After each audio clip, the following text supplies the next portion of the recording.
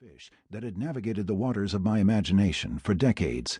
I'd spent entire winters reading books and lore about the bonefish, and heard enough first-hand accounts of its caginess and speed that my mind's eye could effortlessly conjure images of that which I had neither hooked nor held, and that had not, to steal a phrase from Keats, been proved upon the pulses.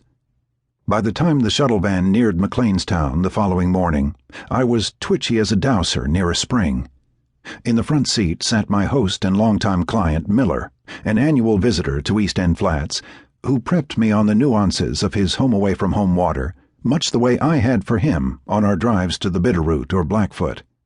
To further distract myself from impatience, I engaged our shuttle driver Freddie in a friendly debate over the NBA's best sixth man, and was arguing Dennis Rodman to his Kevin McHale as the van pulled into the docks.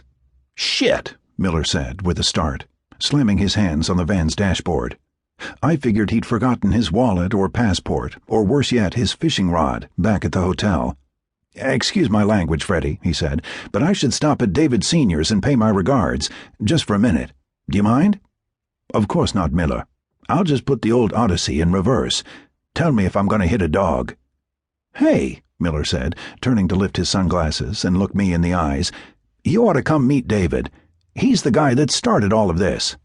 It was 8:30 in the morning, and I was desperate to set foot on my first Bahamian bonefish flat. I had traveled 2,000 miles the previous day, crossed 2 time zones, cleared customs after midnight, and awoken at 5 a.m. in a hotel bed made frigid by extremely industrious air conditioning, fearing that I would miss my alarm, and thus the shuttle. I knew the guideboats would be waiting for us across the channel, ready to leave the docks as soon as we dumped our luggage and donned some fishing pants. I excused my impatience with Miller's errand, and remained in the van to organize my fly box. Miller got out and walked through a yard strewn with bric-a-brac, car parts, and boat motor guts to the door of a bright blue house. I watched in the rear view as he knocked and waited. A tall Bahamian man opened the door and squinted at the light, tucked in the tails of his plaid shirt, and extended his hand. He smiled, his close-cropped gray hair glowing like a newborn's, and with his free hand clasped Miller's shoulder, as Miller did the same to him. In the windshield view, a long fly cast from the van, a cormorant fell into flight from its mangrove perch. The bird thrashed the water's calm surface with its wingtips before angling up the bight.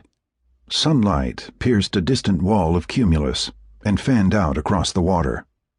Miller walked toward us in the rear view, and I saw the door of the blue house close.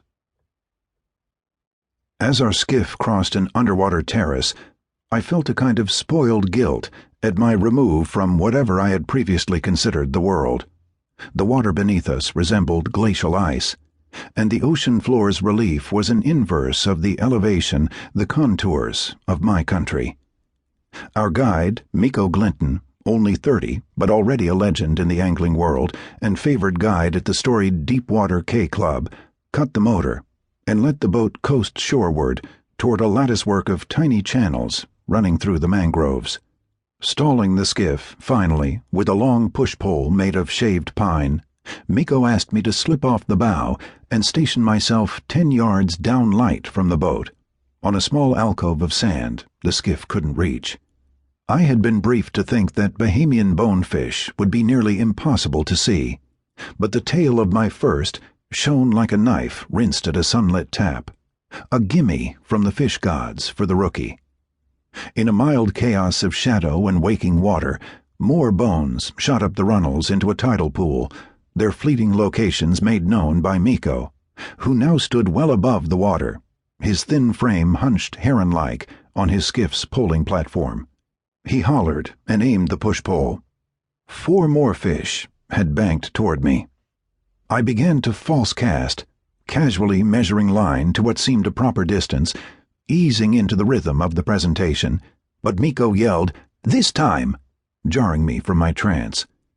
Released, my top-heavy cast seemed destined to spook the torsional fish.